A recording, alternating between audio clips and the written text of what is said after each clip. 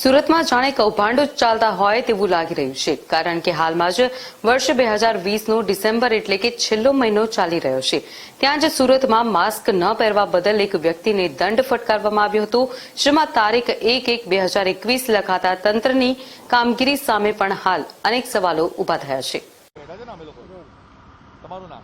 યશદીપ પ્રજાપતિ. ક્યાંથી આવો છો અને શું થયું?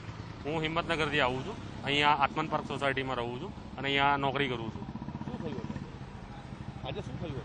આજે સવારે મારા એક મિત્રનો ફોન આવ્યો. હું મારી ગાડી નીચે પાર્ક કરી અને તાત્કાલિક એમને જરાક ઉતાવળ હતી, એક પેપર લેવાના હતા એમની પાસેથી મને.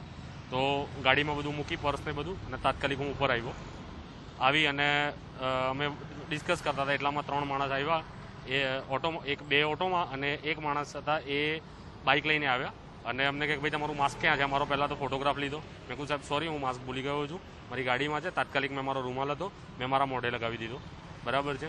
અને પછી ક્યાંક નહીં ચાલે, તમારો ફોટો અમારી પાસે છે, તમારે દંડ ભરવો જ પડશે, અન્યથા તમારે મારી સાથે પોલીસ સ્ટેશન આવવું પડશે અને જાહેરનામા ભંગનો ગુનો નોંધાશે તમારી જોડે.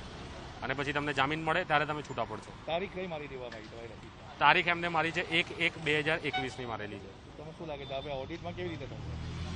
હવે એ તો એ લોકોનો ઇસ્યુ છે. કાં તો એવું હોય કે એ લોકો નેક્સ્ટ મંથનો એમનો ટાર્ગેટ કવર કરતા હોય, સરકાર દ્વારા એમને કોઈ ટાર્ગેટ આપવામાં આવ્યો હોય પૈસા ભેગા કરવા માટે, અથવા તો એમના ડિપાર્ટમેન્ટ દ્વારા કોઈ ટાર્ગેટ આપવામાં આવ્યો હોય પૈસા ભેગા કરવા માટે, વીકલી બેઝ પર એ લોકોને ટાર્ગેટ આપવામાં આવ્યો હોય, એવું કંઈ હોય તો એના હિસાબથી એમને કદાચ આ તારીખ મારી હોય.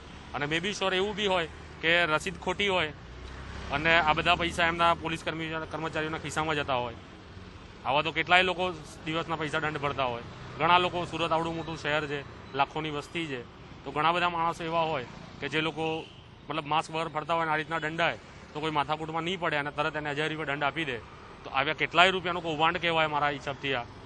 આની યોગ્ય તપાસ બી થવી જોઈએ.